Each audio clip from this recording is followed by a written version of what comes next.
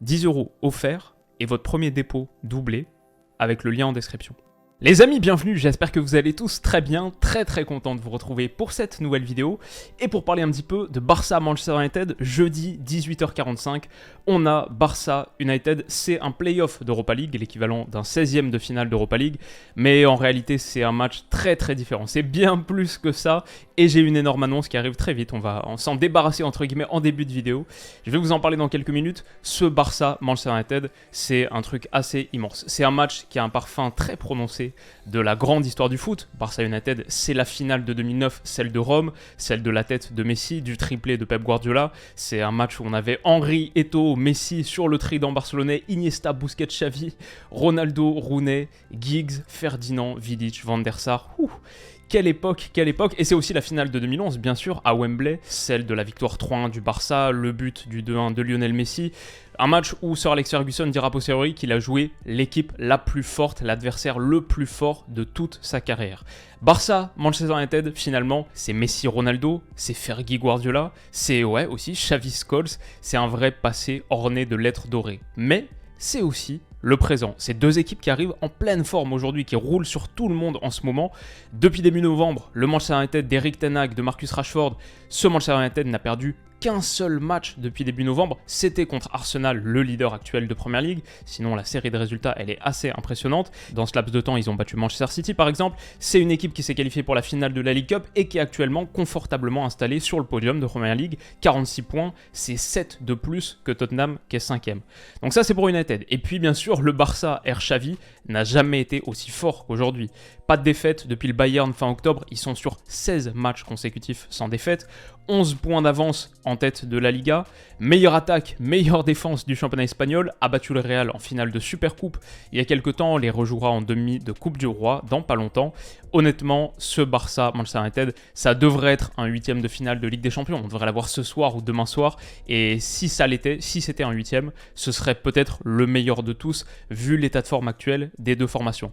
Donc voilà, je pense que c'est clair, je suis très enthousiaste à l'idée de voir ce match, et je le suis d'autant plus que c'est la grosse annonce, et certains l'ont déjà vu passer, ce match, ce Barça Manchester United, je vais aller le voir à Barcelone, et surtout, je vais aller le commenter à Barcelone en direct du Camp Nou, en direct de la tribune de presse du Camp Nou. C'est aussi un moment que vous pourrez tous vivre avec moi, donc ça c'est assez cool, et vous pourrez le vivre avec les images du match. Grâce à RMC Sport qui diffuse la rencontre sur la chaîne Twitch de Domingo, et grâce à PA bien sûr, qui a pensé à moi pour l'accompagner et pour vivre ensemble cette expérience, soyons francs, de malade mental, lui, Amine et moi, on sera le temps d'une soirée, vos commentateurs au Camp Nou, pour un Barça Manchester United qui s'annonce absolument dingue. C'est jeudi 16 février à partir de 18h la prise d'antenne, et je crois qu'on l'a fait depuis la pelouse du Camp Nou. Donc vrai délire, ça va être absolument dingue. Et si vous ne saviez pas où regarder ce match de 18h45, coup d'envoi 18h45, si vous ne saviez pas où le regarder, maintenant peut-être que vous avez cette option, c'est sur la chaîne Twitch de Domingo, gratuitement donc, les images, le match comme d'habitude, comme normal, mais avec nos voix en fond. Ça va être assez dingue. Perso, je suis heureux, impatient, trop hâte, franchement, juste pour le match, trop hâte, le voir depuis cette position, ça va être pas mal, mais content aussi parce que c'est un peu ce que j'ai envie de faire sur la suite de ma carrière, commenter des grands matchs européens comme ça au stade, vraiment in situ, sentir l'intérieur d'un match comme ça qui bouillonne et puis être aux premières loges pour l'analyser en direct, c'est vraiment quelque chose que j'ambitionne de faire plus dans ma vie, dans ma carrière. Donc quand c'est en plus avec des personnes que j'apprécie, PA, Amine, qui sont des gars vraiment géniaux, tous les deux. Bon, je suis absolument comblé et je crois que c'est un grand moment pour le monde d'Internet. PA, il en parle mieux que moi, il a fait une petite annonce sur sa chaîne, je vous mettrai sa vidéo en description. Mais un match de foot de ce calibre diffusé en live sur Twitch, je crois que c'est une première mondiale. Donc pour le monde d'Internet aussi comme ça, c'est assez fou. Grâce à RMC Sport, grâce à Domingo et grâce à vous, je serai là et ça c'est assez beau. Donc voilà pour l'annonce, place à l'analyse du match. Maintenant, on a déjà parlé rapidement de la situation des deux formations, mais peut-être un peu plus en profondeur. Le Barça, on peut dire d'abord que c'est la meilleure défense d'Europe. 7 buts encaissés en championnat, de très loin la meilleure défense d'Europe. Newcastle qui est 2e et à 13, Napoli à 15. Manchester United sur les 98 équipes des 5 championnats majeurs, c'est ça le classement. United est 41e. Le Barça donc premier. Et si le Barça est aussi solide, c'est une question d'organisation, mais aussi simplement d'individualité. Ronald Araujo, Je crois que c'est le meilleur défenseur central du moment. J'ai encore vu là son match contre Villarreal dimanche soir. Je l'ai rattrapé lundi, hier. Waouh. Très costaud. Andreas Christensen à ses côtés, super solide, et les deux forment une excellente charnière. Alejandro Balde, qui est une des révélations, peut-être sera le futur Golden Boy, le 2023, même si c'est encore assez tôt. Sur son flanc gauche, apporte vraiment énormément de choses. Jules Koundé, il y a des progrès sur cette zone qui est, on rappelle, pas sa position à la base. Il y a des progrès, je pense qu'il reste encore le maillon faible des 4, on va y revenir, mais c'est pas mal, il fait le job. En attendant, lui, il souhaite bien sûr redevenir défenseur central, mais avec Arro Christensen devant, pour l'instant pas facile, et puis Barça n'a pas vraiment d'option en tant que latéral droit. Donc il y a ces 4, il y a Jordi Alba aussi, qui pourrait même jouer, et il y a Ter Stegen, qui est revenu à un niveau très élevé également. Ça, plus la nouvelle organisation que le Barça a au milieu depuis quelques semaines, et ça c'est vraiment un point majeur, je vais beaucoup en parler, je pense, pendant le match, bien sûr, sur le commentaire, après dans l'analyse, etc. Mais ce 3-2-5 avec ballon, où on a le jeu positionnel classique de Xavi, les ailiers, longue ligne de touche, en l'occurrence Jordi Alba latéral, mais les joueurs de côté, et Rafinha ici tout en bas, qui ouvre l'espace à l'intérieur pour un quatuor de milieu. Xavi a sorti un offensif récemment et a mis 4 milieux de terrain, Busquets, Frenkie de Jong, un double pivot, Gavi beaucoup plus haut et Pedri là dans un rôle d'intérieur. Ça, c'est le carré magique du Barça. Et Lewandowski qui est souvent un petit peu plus excentré pour plonger dans l'intervalle et menacer de cette manière. Ce carré magique là, j'en ai parlé un petit peu dans des précédentes vidéos d'analyse du Barça, on le fera beaucoup, mais ça marche très bien. L'organisation avec ballon du Barça, elle est extrêmement intéressante. Il y a des problèmes bien sûr, Ousmane Dembélé blessé, et forfait pour ce match, Busquets blessé et forfait pour ce match. Le 11 que j'imagine, vous avez bien aimé le coup du papier, du système papier pour PSG Bayern, donc je l'ai ressorti pour le Barça et pour Manchester United. Ça, c'est le 11 que j'imagine, grosso modo. Ter Stegen dans les buts, Balde, ça pourrait être Alba, mais je dirais plutôt Balde, Christensen, Araujo, Koundé. Avec une interrogation quand même sur Araujo, Koundé. Est-ce qu'on n'aurait pas plutôt Araujo latéral droit cette fois et Koundé central droit, en gros pour faire face à la menace Marcus Rashford, comme Araujo l'avait été, latéral droit pour faire face à Vinicius dans la finale de Supercoupe d'Espagne. Ça, c'est une vraie possibilité, donc j'ai mis point d'interrogation. Et ensuite, je pense que les hommes, en l'absence de Busquets, Frenkie dans un rôle de pivot, Kessié à ses côtés pour faire le double pivot, à moins que ce soit Pedri qui recule et Kessié plus l'intérieur droit. Mais pour l'instant, je pense plutôt Kessié-Frenkie avec ce qu'on a vu contre Villarreal. Gavi, du coup, ici, Lewandowski, Rafinha, classique, mais comme vous le voyez, la position du quatuor, Kessié, je pense qu'il reculerait aux côtés de Frenkie de Jong là pour faire ce double pivot, Pedri un petit peu plus haut dans ce rôle d'intérieur droit pour menacer, comme Gavi, les deux le font très bien, des appels dans la profondeur, tranchants, ouvrent des espaces par la conduite, mais simplement aussi par leur qualité de positionnement, leurs appels. Ça serait le carré magique du Barça contre Manchester United, avec Lewandowski peut-être du coup qui part d'une position un petit peu plus excentrée pour faire ses appels axiaux, et Rafinha plus longue ligne de touche, Balde qui apporterait la largeur du coup, pour avoir les 5 offensifs, Gavi, Pedri, Lewandowski, Rafinha, Balde, les 5 couloirs de jeu guardioliens, bien occupés, bon ça ressemble plus trop à rien, mais bien occupés par ce Barça. Ok, ça c'est pour le Barça. Maintenant Manchester United, on va dire, il y a beaucoup d'absents, plus que le Barça. Busquets et Ousmane Dembélé, on en a parlé. Côté United, bien sûr, Eriksen, c'est peut-être le plus gros problème, mais lui, c'est jusqu'à la fin de saison quasiment. Martial n'est pas là, Anthony n'est pas là, Van de Beek, lui, absent jusque fin de saison. Scott McTominay aussi, mais Sabitzer et Lisandro Martinez suspendus. Ça, après Eriksen, c'est peut-être les deux gros coups durs. Il y a des chances qu'on revoie du coup Luke Shaw en tant que central, comme on l'a vu récemment sur quelques matchs, 3-4 matchs cette saison, aux côtés, j'imagine, de Varane, pour mettre Malacia latéral gauche, Dalot, et je vous montrerai mon 11, mais il y a aussi des questions sur la constitution de l'entrejeu. Maintenant, il y a un très bon point pour Manchester United, c'est la forme étincelante de Marcus Rashford. Il est spectaculaire en ce moment depuis son retour de Coupe du Monde. Il a encore marqué contre Leeds ce week-end à Leeds. Depuis le retour de Coupe du Monde, 9 matchs de Première Ligue, 8 buts, marqués dans 8 matchs différents. Il marque à chaque fois et il sera la menace numéro 1 de Manchester United qui voudra exploiter cette zone face à Koundé. Il y a peut-être mismatch, sauf si Araujo est mis dans sa zone, on va en parler rapidement. Mais ça, c'est le 11 que j'imagine plutôt pour United, de Gea dans les buts, Shaw, Varane du coup, comme charnière, Dalot, Malacia. Je crois qu'Eric Ten Hag reconduira son 4-2-3-1, Fred, Casemiro, Bruno Fernandes, Sancho, Rashford et Wout Weghorst. J'ai illuminé Casemiro, Bruno, Rashford. Je pense que ce sera le circuit préférentiel pour United. Casemiro à la récupération qui transmet un ballon facile pour Bruno qui allonge à destination de Marcus Rashford dans le dos d'un Barça qui est très très haut. Mais ça, on va le mentionner rapidement dans les clés tactiques, les clés du match. Sur quoi est-ce que ce match va se jouer? Ce que j'imagine d'abord, c'est que le Barça aura la possession. Bon, c'est le Barça, ça fait partie de leur identité et ils pressent plus que jamais. Ça, c'était contre le Bayern. Ça presse très très haut, ça presse très très fort. C'est le Barça, il devrait finir ce match à 70% de possession, en sachant en plus que derrière, United, en l'absence de Lisandro Martinez, cette base arrière, je ne crois pas qu'elle soit très très sereine pour relancer sous pression. De Gea, son jeu au pied, c'est un petit peu compliqué. Du coup, ce que j'imagine, c'est plutôt chercher des ballons longs à destination de Wout Weghorst. Quand il y aura des phases de jeu de possession pour United, aller chercher Wout Weghorst, peut-être une déviation, comme là pour Marcus Rashford, mais peut-être en retrait ou simplement les seconds ballons qui seront exploités par Manchester United. Ça sur des phases de possession assez classiques, on va dire, typiquement comme là sur des 6 mètres.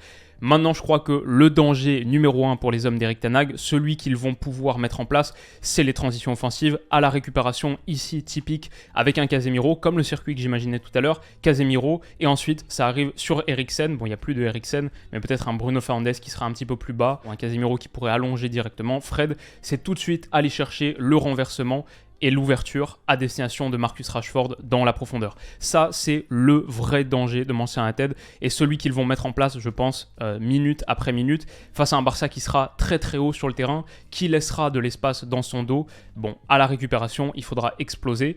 Et en plus, pour un Barça qui a tendance à beaucoup pencher à gauche, quand on pense au positionnement de Gavi, de Robert Lewandowski qui se déporte un petit peu sur la gauche, même de Pedri qui est un droitier, du coup c'est une zone un petit peu plus naturelle, même s'il essaye d'être dans cette zone d'intérieur droit le plus possible. Pour un Barça qui penche pas mal à gauche, il pourrait y avoir des solutions en ouverture, en oblique, comme ça, dans la profondeur, à destination de Marcus Rashford. Et en plus, c'est une zone, c'est peut-être une de leurs zones de vulnérabilité, si Koundé est effectivement latéral droit, mais même s'il était central droit, on l'a vu contre Villarreal ce week-end, il y a des moments où ça craque, et quand ça craque, voilà, ça typiquement c'est une situation qu'il ne faudra pas laisser à Marcus Rashford, peut-être au point où Xavi décide de mettre Araujo en tant que latéral droit, comme on en a parlé. Ce choc, ce duel Araujo-Rashford, les deux hommes en forme, le froid, le chaud, ça c'est le match dans le match absolument, et une partie du match pourrait se décanter sur qui remporte ce duel. Et puis donc, qu'est-ce que le Barça cherchera à faire avec ballon? La clé pour eux avec ballon, bon, face à un Manchester United que j'imagine relativement bas, bloc médian bas, qui accepte d'abandonner le ballon parce que leur idée de toute manière c'est d'aller percer ensuite en transition offensive, et bah il faudra réussir à trouver les espaces en l'absence de Busquets qui peut créer les premiers décalages. Bon, Frenkie de Jong on le voit ici, Pedri, Kessié là, et Gavi. Là, ce carré, il est très fluide, il bouge beaucoup. Peut-être que Kessié se retrouvera dans cette zone et qu'il pourra donner l'excellente passe décisive qu'il avait donnée à Jordi Alba le match contre Séville, le premier but, qui était absolument magnifique. Bon, il faudra réussir à trouver de l'espace intérieur et avec ce carré dont on a beaucoup parlé, peut-être Alejandro Baldé sur ce flanc face à Dalot, ça peut être une solution. Et grosso modo, un axe de Manchester United qui est peut-être pas le plus serein. Peut-être aussi à la contre-pression. On sait qu'il y a beaucoup d'opportunités qui viennent pour les clubs qui pressent immédiatement après avoir récupéré le ballon. Le Barça va chercher, dès la perte, à contre-presser très fort. Et face à une équipe qui, sur sa base arrière, n'est pas hyper à l'aise balle au pied, il y aura peut-être des situations qui viendront de là. Mais voilà, je crois que ça conclut grosso modo ce qu'on peut dire sur les clés. Mon prono, donc, on y est enfin. Si on regarde les cotes, le Barça est à 1,74, match nul 3,90. Manchester United 4,40. Comme toujours, ces vidéos, elles sont sponsorisées, mais comme je le rappelle depuis quelques jours, en 2023, j'ai changé, elles sont sponsorisées par Winamax, avec lesquelles je me suis associé pour vous proposer la meilleure offre de bienvenue qu'il y a jamais eu sur la chaîne, tout court. Ça se passe maintenant avec le lien en description, il n'y a plus de code, c'est simplement le lien. Vous vous inscrivez avec le lien, vous remplissez toutes les cases, etc. Et quand vous faites votre premier dépôt avec le lien, il est automatiquement doublé en pari gratuit et vous recevez aussi immédiatement 10 € en cash. Donc par exemple, si votre premier dépôt c'est 20 €, il est doublé, ça fait 40, plus 10 en cash, 50, 20 sont devenus 50 et vous avez désormais un capital de 50 € pour parier. Par exemple, sur ce match, ça se passe avec le lien en description, les inscriptions c'est avec le lien en description, un lien qui me rémunère à chaque fois que vous créez un compte et que vous réalisez un premier dépôt avec ce lien. Donc c'est une bonne manière de soutenir la chaîne, mais je le rappelle systématiquement, les paris sportifs c'est interdit aux mineurs, soyez majeurs et soyez responsables dans votre pratique. Ça reste du divertissement, pas une vraie manière de gagner sa vie. La Ligue des Champions, l'Europa League là en l'occurrence, ce match qui pourrait être une demi-finale de Ligue des Champions cette saison, ouais, il est extrêmement imprévisible. J'ai surtout hâte de le voir, de le commenter, de le vivre avec vous. Les paris sportifs, c'est secondaire et surtout, comme je le rappelle tout le temps, interdit aux mineurs. Voilà grosso modo pour ces avertissements. Mon prono donc, le premier c'est qu'on va voir un sacré match, tactiquement hyper intéressant, Xavi, Ten Hag, bon, deux des entraîneurs qui vont compter demain et qui comptent déjà aujourd'hui, passionnant à lire et très divertissant visuellement.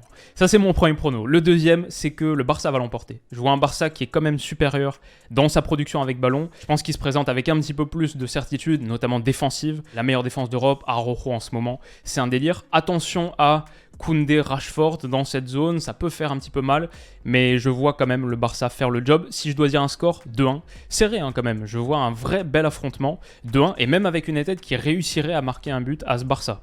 Pas facile. Gavi, Pedri, un des deux buteurs. Pedri à 4,60, Gavi à 6. On parle beaucoup dans les dernières analyses que j'ai faites de ce qu'ils proposent dans le dernier tiers, leurs appels, leurs tranchants et même de plus en plus leur qualité devant le but. Surtout pour Gavi peut-être, Pedri doit encore progresser à la finition, mais il se retrouve souvent dans de très très bonnes zones, un peu laissé libre avec un Barça qui construit beaucoup à gauche. Donc Pedri, Gavi, un des deux buteurs, pourquoi pas. Et Rashford buteur, j'ai été surpris de voir que un but pour lui c'est à 3,45. D'ailleurs 71% des gens qui parient sur buteur sont partis sur lui. Rashford 3,45, doublé de Rashford à 7,25, mais moi je pars sur Rashford buteur, c'est peut-être ça plus que tout, disons le Barça vainqueur mais Rashford buteur, c'est peut-être ça un petit peu mon idée. Et en plus j'ai hâte de voir le Barça dans un match où il y a un petit peu plus d'intensité qu'en Liga, qui est actuellement un peu plus léger par rapport à ça. Ouais, ça c'est le Barça en Europe, c'est un des premiers vrais gros tests depuis la phase de Ligue des Champions, depuis le Bayern. C'est l'opportunité de voir à quel point ce Barça a progressé depuis, et ça ouais, ça aussi c'est assez passionnant et divertissant. J'espère qu'on se retrouvera jeudi, du coup, que vous serez présents au rendez-vous. Je vous mettrai en description le lien de la chaîne de Domingo si vous voulez venir passer un bon jour. J'ai trop hâte, trop content de vivre des choses comme ça. Et c'est grâce à vous, donc merci, un grand merci.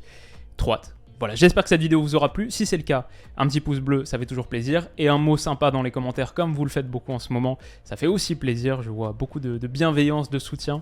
Et avec le rythme effréné des derniers jours, ça m'encourage beaucoup, ça me donne énormément de force. Donc continuez, vraiment, ça fait trop plaisir, trop kiffer.